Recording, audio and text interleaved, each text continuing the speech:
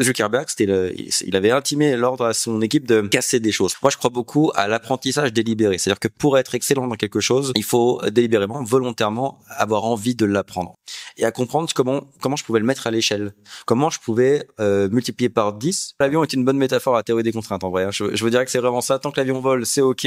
Tant qu'il va dans la bonne direction, c'est OK. Maintenant, s'il y a des turbulences, s'il y a des trucs qui se passent mal, bon, on fera avec. Alex Hormozi, c'est l'entrepreneur américain qui a vendu sa boîte pour un peu plus de 46 millions de dollars et qui a développé aujourd'hui un fonds d'investissement qui manage à peu près 250 millions d'euros de valorisation aux États-Unis. Et avec Valentin, on a eu la chance d'y aller 3 fois en 1 an et on a appris pas mal de choses sur le scaling business. C'est ce qu'on va vous dérouler aujourd'hui. Il y a notamment un game changer à retenir de cet accompagnement. On va vous dérouler exactement la méthode qui permet de faire passer votre business au niveau supérieur et de débloquer la croissance, surtout si vous atteignez des plateaux. Si vous découvrez cette vidéo, je m'appelle Maxence. Mon expérience précédente, c'était directeur marketing chez Tikaoon que j'ai accompagné de 2 à plus de 60 millions d'euros de chiffre d'affaires annuel et on a répliqué ça pour plus de 50 clients depuis 2021 avec mon agence. Et aujourd'hui, je suis accompagné de Valentin qui est allé 3 fois avec moi à Las Vegas chez Hormozi et on va tout vous raconter. Hello Valentin, est-ce que tu peux rapidement te présenter? Oui, avec plaisir. Bonjour tout le monde. Alors concrètement, j'ai atterri dans le monde du marketing en 2016 en revenant au Québec où j'ai grandi. Alors là, on n'est pas au Québec, on est à Marrakech, donc le cadre est bien meilleur. Et concrètement, depuis 2016, j'ai des agences marketing. Donc je vends principalement des sites web, de la publicité sur Facebook, sur Google, etc. Et depuis 2018, j'accompagne des freelances et des agences à se développer. Et maintenant, on a accompagné pas loin de 3000 agences à aller trouver plus de clients, à recruter, à se développer, à se structurer. Et c'est ce qui fait que finalement, le marketing, j'en mange matin, midi et soir depuis 2016, presque 10 ans maintenant. Écoute, je pense que ça va hyper bien nous servir dans cette vidéo et notamment, on a mis à profit toutes ces connaissances marketing qu'on a quand même bien musclées avec les Hormozi qui sont un peu les kings du game en marketing, notamment marketing d'entreprise, on va dire, et pas juste marketing digital comme ça peut être aussi mon expertise à ce niveau-là. Est-ce que déjà pour démarrer, tu pourrais nous expliquer quelle est ta philosophie du business? Parce que tu es quelqu'un qui est très axé méthode, résultats et on va dire un peu de data driven.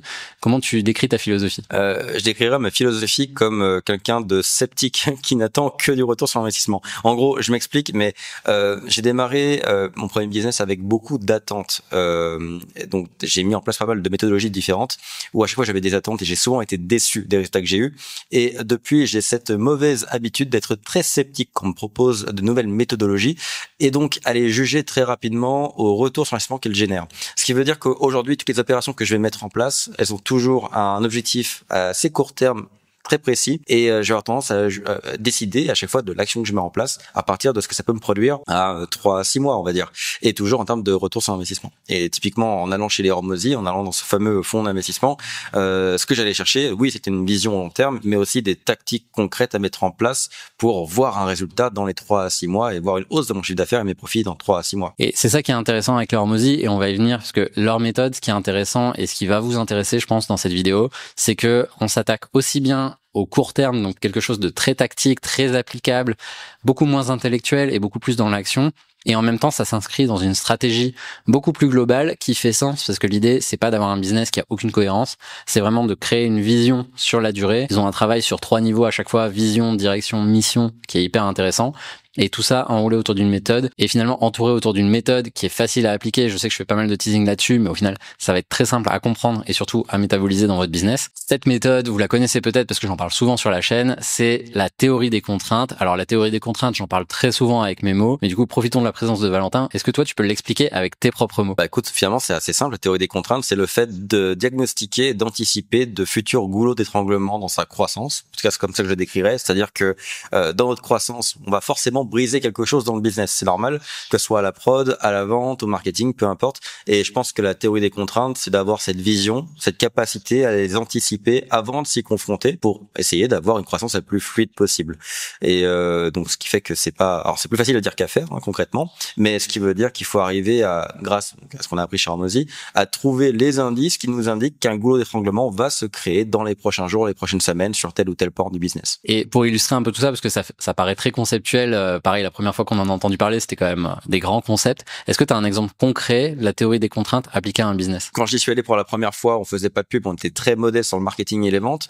On a décidé de tout bombarder au niveau marketing et vente suite à la première expérience chez Hormozi. Ce qui s'est passé, c'est qu'on a pu doubler, voire tripler le volume de clients, mais est-ce qu'on était prêt à la prod de recevoir 2-3 fois plus de clients? Bon, on pensait que oui, la réalité c'était que non.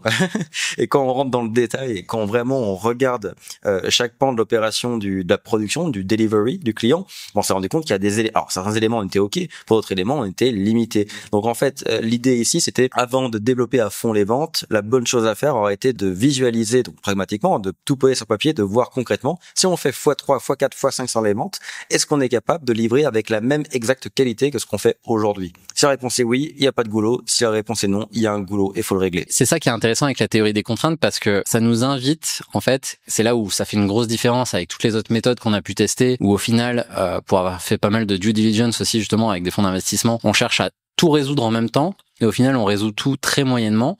Là, la théorie des contraintes, ce que ça nous invite à faire, c'est à identifier 7 contraintes principales et, on va dire, mettre toute l'énergie, tout le levier qu'on peut avoir sur la résolution de cet élément-là, quitte à ce qu'il y ait de la casse, on va dire, à côté. Et c'est là où c'est assez intéressant, et je suis curieux d'avoir ton avis sur en quoi c'est intéressant de mettre toute ton énergie à un seul endroit, quitte à casser d'autres choses, plutôt que justement d'essayer de tout résoudre en même temps. Bah moi déjà, je suis adepte de tout ce qui est minimalisme de façon générale. J'aime bien avoir une clarté d'esprit, une vision claire. J'aime bien pouvoir tout poser à plat sur mon tableau blanc et réfléchir à ma problématique. Et le truc, quand on essaie de tout régler en même temps, marketing, vente, production et tout ce qu'on veut, RH, etc., le problème c'est que forcément on s'en mêle les pinceaux. Là, le truc intéressant avec la théorie des contraintes, c'est qu'on traite chaque problème à la fois, et typiquement ça nous permet d'aller beaucoup plus loin dans la problématique. C'est-à-dire que si je m'accorde une semaine complète, c'est un exemple, hein, mais une semaine complète pour régler ma problématique de production, ou par exemple de devoir recruter, créer de nouveaux process, mettre en place de nouveaux outils, de nouvelles automatisations, je vais pouvoir me mindsetter, me programmer le cerveau que sur la production pendant une semaine, bosser à fond dessus et faire un week-end où je m'éclaircis l'esprit, et la semaine suivante passer à la contrainte suivante. C'est ce que j'aime, c'est le fait de pouvoir me concentrer, m'imprégner d'un environnement complet. Genre la production, quand je m'y mets par exemple, je me mets à lire des bouquins sur la production, regarder des vidéos, des conférences sur la production, à multiplier les sources d'informations. Bon bah si pendant une semaine je devais régler 5 contraintes en même temps et absorber 5 sources d'informations différentes, ça me ferait juste une énorme confusion mentale. Donc en fait, ça permet j'aime bien bosser avec un cerveau un peu en silo, tu vois, découpé. C'est un peu comme dans The One Thing, là, le bouquin qui nous invite aussi à faire une seule chose à la fois. Et c'est là où il y a un contraste assez intéressant, je pense. Et je suis pas en mode, je lis dans l'esprit des gens qui nous écoutent, mais il y a pas mal de directeurs marketing ou de fondateurs de marques e-commerce qui nous écoutent. Et d'expérience, en tout cas quand j'étais directeur marketing chez Ticketmoon, on faisait pas mal de dizaines de millions de chiffres d'affaires quand même au bout d'un moment. Tu passes énormément de temps en réunion à sauter d'un sujet à l'autre, et c'est là où sur une même journée tu vas pouvoir parler le matin de ton recrutement, puis avec ton agence d'acquisition pour parler d'un sujet, puis avec ton responsable CRM pour le programme de fidélité, et au final tu enquilles énormément d'informations. Le cerveau il déteste le zapping, ça il y a pas mal d'études à ce sujet-là, et au final tu vas mettre 6 semaines à résoudre effectivement 6 problèmes, mais tu vas les résoudre tous très moyennement parce que ton attention et ta capacité ton intensité en tout cas de travail pour les résoudre, elle aura été très limitée. Là où, comme tu le dis, tu prenais l'exemple d'une semaine, si tu résous une chose par semaine, sans rentrer dans le détail, mais le fait de tacler une contrainte en une semaine, ça veut dire que les 5 semaines qui suivent mon exemple précédent, t'as déjà les bénéfices de cette résolution à 100% d'un des éléments. Et ensuite, tu t'attaques à la suite avec, on va dire, le cerveau un peu plus frais. Ça, c'est quand même assez intéressant. Et il y a un esprit aussi motivation là-dedans, c'est-à-dire une idée de motivation dans le sens où quand je passe une semaine à vouloir régler mon goulot d'étranglement sur la livraison et que j'ai la satisfaction d'être capable aujourd'hui de livrer, je sais pas moi, 80 clients au lieu de 40 la semaine précédente, j'ai qu'une envie, c'est de tout défoncer à la vente. Parce que j'ai fait ce travail, j'ai accompli cette chose, j'ai réglé ce goulot d'étranglement, j'ai envie maintenant de tout donner à la vente ou au marketing pour générer ces ventes. Ça renouvelle mon excitation pour mon business quotidiennement. J'ai l'impression de le redécouvrir parce qu'à chaque fois que je lève un goulot d'étranglement, j'ai une satisfaction qui se fait et qui me donne envie d'en profiter sur les autres pans du business. Donc je pense que c'est vraiment un bénéfice qui est général. Et il y a 2 éléments à ça, on va pouvoir les traiter aujourd'hui, mais le fait de dire, en même temps, il y a toujours plusieurs choses à régler dans un business. Si on regarde, il y a toujours plein de trucs qui pètent. En e-commerce, c'est le pire parce que entre la logistique, le service client, les coûts d'acquisition, le site web, il y a toujours un truc qui casse. Toutes les semaines, il va y avoir un problème. Ça, c'est évident. C'est la vie courante, on va dire. Ça doit pas nous décharger, on va dire, de la contrainte principale du business. Faut distinguer à chaque fois la stratégie, les projets, la gestion courante. Ça, c'est une vision qu'il faut avoir, la vision à triple foyer, on va dire. Du coup, comment tu fais pour vraiment identifier la contrainte principale d'un business et comment la team Hormozy, elle nous invite à chaque fois à bien étudier ce qui se passe et à essayer d'être objectif sur sa contrainte. Déjà, je pense qu'il y a plusieurs réponses possibles à ça. Déjà, quand on a une équipe, je pense que l'équipe est la première alarme. C'est-à-dire que je reprends un exemple tout simple, je vulgarise le truc, mais si j'ai une équipe à la production qui commence à me lever un red flag en me disant, écoute, on commence à s'embêter un peu, on aimerait bien un peu plus de flux entrant.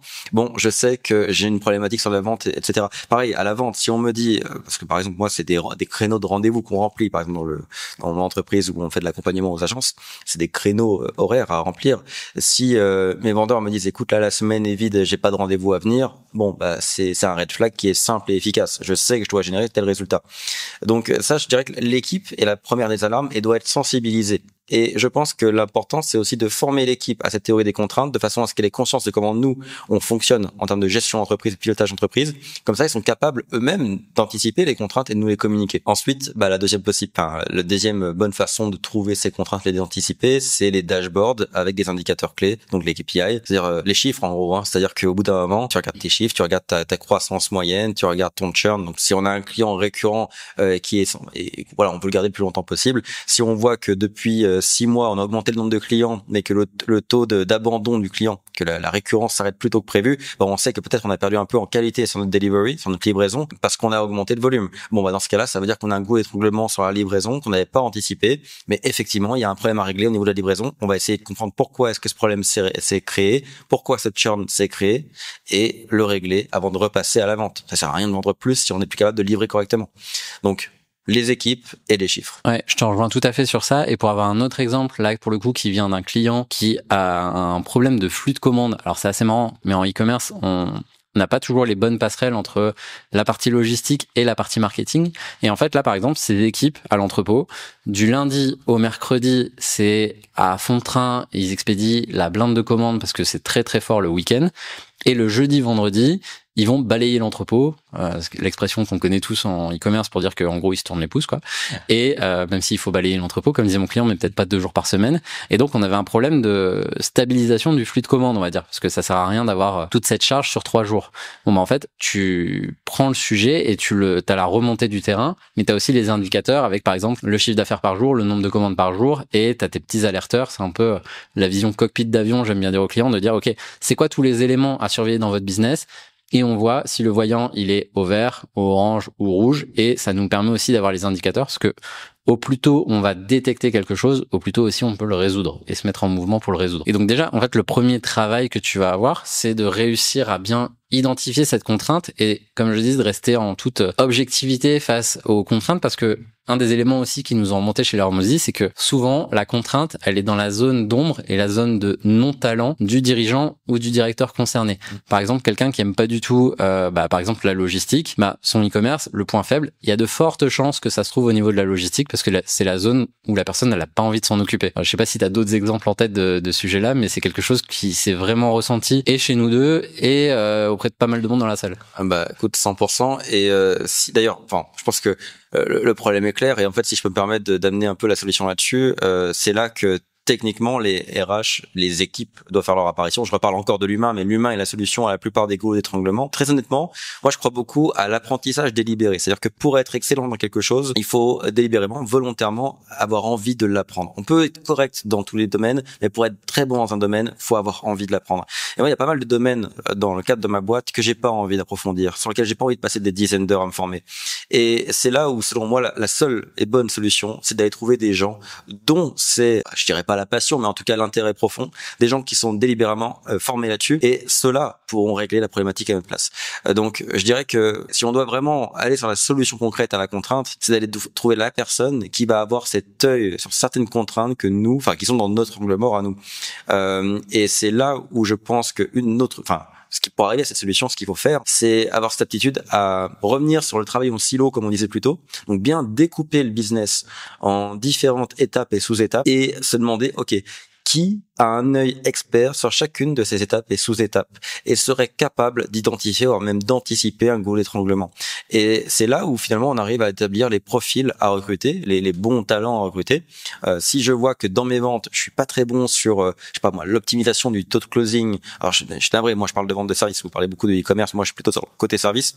Donc dans le service, si je me rends compte qu'il y a un taux de conversion qui est pas excellent sur un rendez-vous de vente, qu'en moyenne on pourrait être à 10-15% de plus et que moi je ne sais pas pourquoi ce taux de closing est mauvais, eh bien je vais aller m'entourer de quelqu'un, pas forcément juste à la presta, mais intégrer à l'équipe quelqu'un qui quotidiennement aura la compétence et la mission de superviser tous les rendez-vous et d'en optimiser le taux de conversion. Dans sa fiche de poste et dans le quotidien avec cette personne, il y aura un tableau de bord avec des KPI à surveiller, à améliorer.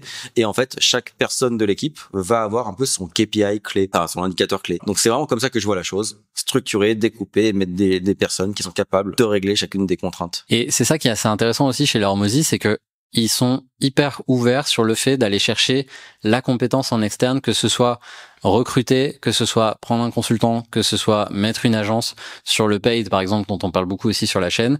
Ils sont à fond sur l'externalisation, parce qu'il y a une notion de veille qui est difficile à avoir en interne, pour le coup. Pour eux, c'est quelque chose qui est très difficile à internaliser, parce que en interne, t'es forcément un peu moins ouvert, t'as moins de temps. Comme on le disait, sur des postes à responsabilité, t'es plus vite phagocyté par pas mal de réunions dans l'agenda, ce qui complexifie, on va dire, l'accès à l'expertise clé. Enfin, quasiment à chaque fois, leur réponse, c'est pas forcément va te former et deviens un expert sur le sujet, c'est va trouver quelqu'un qui a déjà l'expertise et qui va te permettre de réduire le time to value, donc le délai de résolution, on va dire, de ton problème. Même si nous, on est un peu des sales gosses parce qu'on aime se former, donc on va quand même à chaque fois au moins essayer d'avoir le premier niveau de ce qu'on doit résoudre, aussi par notion de compréhension du business, et on est tous les deux dans le conseil, donc forcément, quand tu vends du conseil, tu as besoin de comprendre aussi l'écosystème global et d'aller encore plus loin, j'ai envie de dire. Enfin, je pense que tu es d'accord avec moi. Oui, carrément. Et puis, j'ai envie de dire aussi que c'est vrai qu'ils donnent ce conseil d'aller le plus vite possible vers la résolution du problème, donc forcément d'aller vers des gens qui ont la compétence, mais on voit quand même qu'ils ont une appétence pour ces nouvelles compétences parce qu'ils iraient jamais très loin, ils se forment. Et c'est vrai que j'ai été,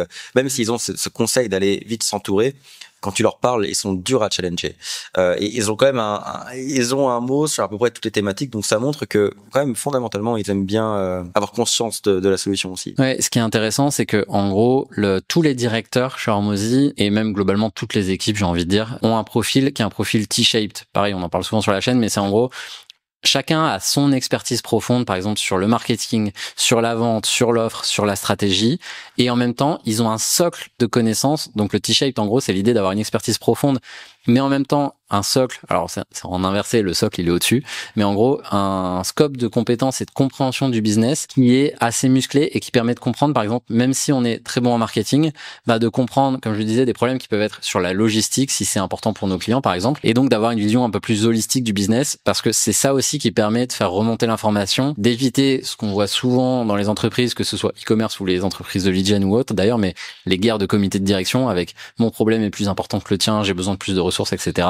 Là, ils sont pas du tout là-dedans. Ils sont vraiment dans cette notion où le socle de compétences business global est à un niveau qui est quand même très élevé. On parle de personnes en général qui sont des anciens consultants chez KPMG, chez McKinsey, qui ont eu des business chez eux. On a eu quelqu'un qui gérait par exemple Masterclass. Si vous êtes dirigeant, vous connaissez très certainement Masterclass, qui est quelqu'un qui a un profil quand même incroyable, j'ai envie de dire. Et ça, c'est vraiment quelque chose, pour le coup, on dévie un tout petit peu de la vidéo, mais qu'on vous invite à cultiver dans vos business. Pareil, je pense que tu seras d'accord là-dessus. Et c'est très difficile à faire. Par exemple, il y a des personnes qui sont tellement ancrées dans le marketing qu'elles ont du mal à avoir cette vision globale du business. Et c'est important à cultiver. Je sais pas si tu as des techniques pour faire ça. Je pense que le mieux, c'est déjà alors, je suis pas du tout adepte des réunions. Je déteste les réunions. On en fait très peu dans la boîte. Mais s'il y a bien une réunion qui vaut la peine, c'est la réunion d'apprentissage. Les réunions de partage de compétences. Donc à la limite, plutôt que faire des réunions qui pourraient être remplacées par des Looms ou par des emails, à la limite, autant faire des réunions où, par exemple, quelqu'un dans l'équipe qui a une compétence va présenter sa compétence, faire une petite présentation sympa aux autres membres de l'équipe. C'est ce que tu fais aussi en interne, il me semble. Ça, c'est quelque chose qui me plaît beaucoup. Et généralement, les gens qui ont une compétence profonde, parce qu'ils l'ont appris délibérément, parce qu'ils aiment cette compétence, mais ils ont une fierté à la présenter et à la partager à d'autres. Donc je dirais que ça, c'est une des meilleures méthodologies. Et puis derrière, je pense que c'est aussi le fait d'avoir une certaine transparence dans l'équipe. Alors, il faut bosser en silo, ça c'est vrai, chacun a son expertise comme on l'a dit, c'est le principe du T-shape, c'est que là, il y a une compétence avant tout, mais tout en ayant comme une visibilité sur ce qui se fait autour, de façon à comprendre le contexte dans lequel on implémente la compétence. Et ça passe par garder les gens dans la loupe quand on fait des mails, quand on fait des Slack. Donc par exemple, si on travaille sur un client, que tout le monde soit dans le Slack et que la conversation marketing ait lieu dans le Slack et que les gens y aient accès s'ils le veulent. Pas obligatoire, mais qu'ils y aient accès s'ils le veulent. Et puis qu'il y ait des meetings de temps en temps sur les clients pour venir expliquer à tout le monde ce qu'on a mis en place pour eux, et pourquoi ça fonctionne et pourquoi ils devraient le garder en tête pour éventuellement conseiller à d'autres, même si c'est pas leur expertise profonde. Donc je dirais que c'est vraiment un partage dans l'équipe. Et c'est ça qui est intéressant quand tu vois plein de choses. Et c'est vrai que nous, par exemple, tous les vendredis après-midi, il y a une personne de l'équipe qui va présenter un des éléments justement de sa zone d'expertise du thé au reste de l'équipe pour faire monter le niveau général. Pareil. Et bien comprendre, par exemple, quand il y a un problème de tracking, comme ça, tout le monde comprend au moins le niveau 1, c'est ce qu'il faut faire, un peu comme les formations premiers secours. Se dire, si je vois qu'il se passe ça, je sais pas forcément le résoudre, j'ai pas l'expertise profonde pour le résoudre, mais je sais le détecter, je sais ce qu'il faut faire ensuite et je sais qui appeler et si c'est grave ou pas, j'ai envie de dire. Et en tout cas, pour revenir au sujet du coaching chez Hormozy et à cette fameuse théorie du contrainte, c'est vrai que quand on a tendance à être perfectionniste, ça peut être assez compliqué de savoir vivre avec le 80-20 par exemple et de se dire il y a 20% qui sont pas parfaits, j'ai du mal à vivre avec, mais en même temps, il est temps de passer à autre chose, ou en tout cas, c'est pas là que doit être l'énergie et le focus, ma part déjà, et de la part de l'équipe aussi, et d'accepter l'imperfection. C'est déjà difficile pour soi, mais c'est aussi difficile pour les équipes, je pense. Alors pour l'équipe, je sais pas, je dois avouer que j'en ai aucune idée, mais en tout cas pour moi, c'est un vrai problème. J'ai toujours voulu avoir un business qui s'approchait de mon regard de la perfection, c'est-à-dire que je dis pas que c'était parfait, mais en tout cas, je voulais un business où tout est très fonctionnel et rien n'est cassé. Je dis ce terme précis pour une raison, c'est que derrière je stagnais au niveau de la croissance. Et puis un jour, j'ai vu que dans le bureau de Facebook, à leur démarrage, il y avait sur le mur marqué Break Things. Zuckerberg, il avait intimé l'ordre à son équipe de casser des choses. Pourquoi? Parce que selon lui, quand on prend de la croissance, on brise des choses. Et en fait, maintenant, ça prend son sens avec la théorie des contraintes. Vous pouvez pas prendre de la croissance et ne pas casser un truc dans votre business. Sinon, c'est que vous bougez pas. Vous allez forcément casser quelque chose en faisant énormément de ventes, en ayant beaucoup plus de stock, en ayant beaucoup plus de monde dans l'équipe. Et donc, si vous ne cassez rien, c'est juste une mauvaise nouvelle pour votre boîte. Et donc, personnellement, ça m'a permis de passer de l'étape où je voulais rien casser, mais du coup, rien ne bougeait, à l'étape où aujourd'hui, j'ai envie que l'équipe comprenne qu'il faut qu'on bouscule les choses. Et que la situation dans laquelle on est, notre but c'est pas de la préserver, c'est de la bousculer pour passer à l'étape d'après. Et la théorie des contraintes m'a vraiment permis de comprendre ça et comprendre que c'était simplement naturel. Alors qu'après, c'est là où je pense qu'il y a des skills entrepreneuriaux, il y a plusieurs niveaux entrepreneuriaux. Il y a l'entrepreneuriat de base, j'avoue que moi je pense que je suis là-dedans. Malheureusement, je suis pas un génie du business, j'ai l'impression, parce que dans l'idée où personnellement, faut quand même que ça casse un minimum pour me rendre compte qu'il y a une problématique et pour régler cette problématique. Par contre, je considère la régler plutôt rapidement. Et il y en a qui arrivent, et c'est pour ça qu'ils vont extrêmement vite en business, il y en a qui arrivent à anticiper toutes les problématiques avant qu'elles n'arrivent. Et donc, au final, leur business et leur croissance semblent faciles et fluides. En fait, c'est juste qu'ils ont, qu'ils ont une très belle vision de leur business, de là où ils vont, et de ce qui va casser à l'étape d'après. Et ils arrivent à l'anticiper. Bravo à eux. Mais en tous les cas, il faut casser des choses pour croître. Et ça me fait penser à quelque chose qu'on voit pas mal sur les comptes publicitaires aussi des clients, que ce soit sur Meta ou sur Google. C'est que, on va dire, t'as globalement, moi j'allais dire 2 types de comptes, mais t'as 3 types de comptes. T'as ceux qui sont mal gérés, ça je le mets de côté, on va dire.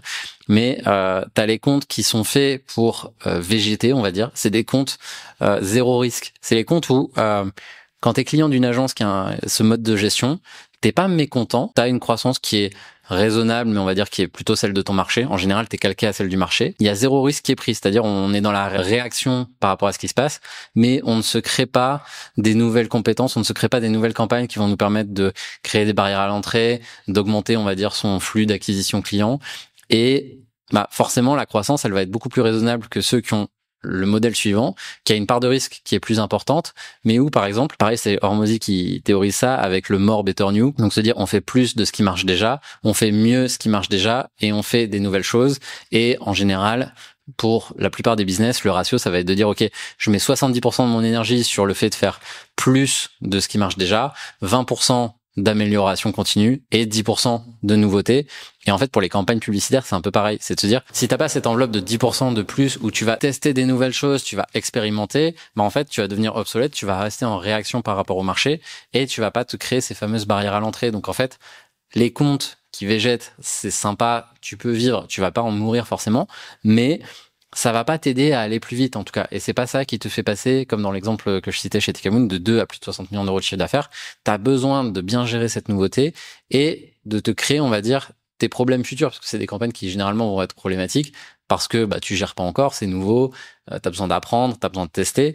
et tu sais pas si ça va marcher ou pas. C'est la nature même du test. Et il y a beaucoup de boîtes qui sont hyper conservatrices sur cette notion de test.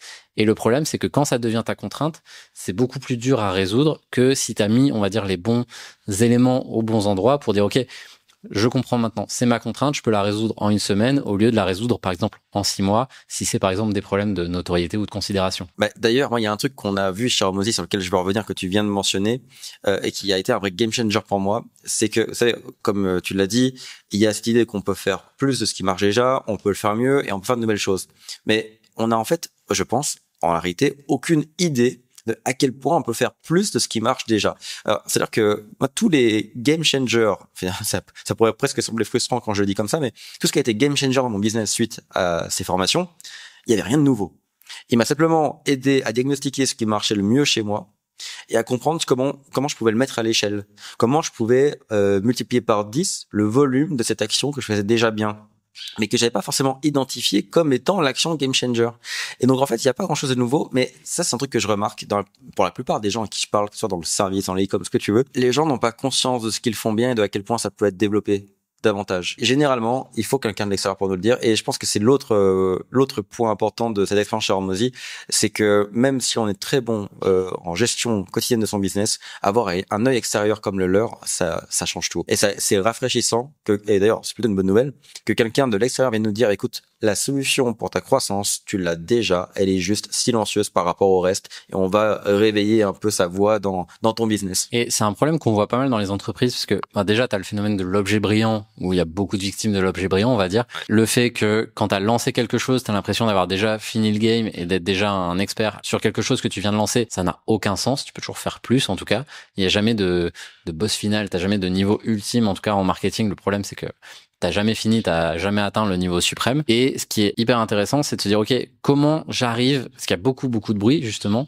Les tableaux de bord, en général, dans les entreprises, il y a beaucoup trop de chiffres, c'est difficile de lire et de savoir justement ce qui casse, ou en tout cas, qu'est-ce qui marche aujourd'hui sur lequel je pourrais appuyer. Même pour les gens qui gèrent normalement bien leur business, ou en tout cas les KPI sont stables, etc., il n'y a pas de problème. Se dire, OK, c'est cette action-là qui est la plus efficace et c'est là où je dois mettre plus d'énergie demain, c'est difficile à lire quand on est la tête dans le guidon au quotidien aussi. C'est surtout ça qui est important à retenir. Carrément. Donc, si on devait résumer, on va dire la théorie des contraintes, c'est finalement très simple et très compliqué à la fois. C'est très simple dans l'exécution, c'est très compliqué de réussir à prendre ce pas de côté, prendre ce pas de recul, et c'est intéressant d'aller chercher des ressources en externe justement pour aussi nous extirper du quotidien et se dire, OK, un regard neuf sur mon business, qu'est-ce que ça dit? Si tu devais résumer, on va dire, le coaching qu'on a fait et ce que ça nous apporte, ou en tout cas le conseil phare à retenir, ce serait quoi? En résumé, moi, ça m'a obligé à sortir de l'opérationnel pour aller chercher une vision plus globale de l'entreprise et prendre le rôle plutôt de pilote de l'entreprise plutôt que d'essayer de bosser sur tous les morceaux de l'avion. Et j'ai beaucoup mieux compris comment diagnostiquer les problématiques qui pouvaient se trouver dans le business. Ça m'a aussi rappelé l'importance de savoir s'entourer. En fait, c'est plus des conclusions qu'un résumé, mais je dirais, en fait, c'est dur de faire une conclusion sur la théorie des contraintes parce qu'elle peut s'appliquer à n'importe quelle part du business. Donc forcément, c'est extrêmement large. Mais je dirais que la majorité de ce que je retiens, c'est l'importance de savoir lire son business, lire les indices qu'on va se confronter à un mur et de savoir qu'il y a toujours quelqu'un qui peut nous apporter la solution pour éviter ce mur. Je dirais que ça, c'est le meilleur des résumés pour ce qu'on a appris. Ouais, et comme tu dis, j'aime bien l'idée, le pilote d'avion, finalement, c'est pas celui qui fait le service, c'est pas celui qui fait le plein, il est dans son cockpit, il a tous les voyants, ouais. Et c'est déjà un gros taf à gérer, et il va pas s'embêter ensuite à dire non mais attends, le café, il faut qu'il soit comme ci, comme ça, quand il est servi à la rangée 22, ça n'a aucun sens. Donc, soyons focus, le pilotage, c'est quelque chose qui est conséquent, qui demande beaucoup d'efforts pour le coup. Donc faisons hyper attention justement à bien regarder les bonnes choses. Au final, c'est porter son regard sur les bonnes choses qui sont déjà là finalement. C'est pas forcément réinventer l'eau chaude, mais c'est de bien identifier ce qui se passe aujourd'hui. Ouais, l'avion est une bonne métaphore à la théorie des contraintes en vrai. Je vous dirais que c'est vraiment ça. Tant que l'avion vole, c'est ok.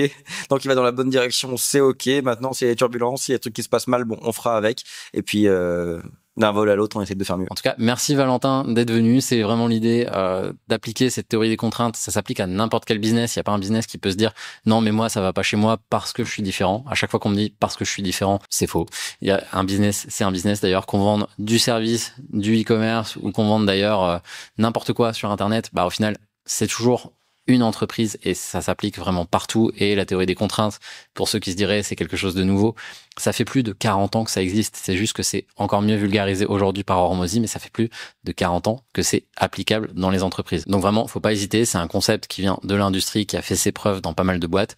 Donc si d'ailleurs vous voulez appliquer ça pour le e-commerce, je vous ai fait une vidéo où j'explique justement la méthode des 6 piliers du e-commerce rentable, qui vous explique pas à pas justement comment trouver votre contrainte si vous avez une entreprise e-commerce. Donc je vous la mets tout de suite et on se retrouve très vite sur la chaîne. Salut Valentin. Merci beaucoup. À bientôt.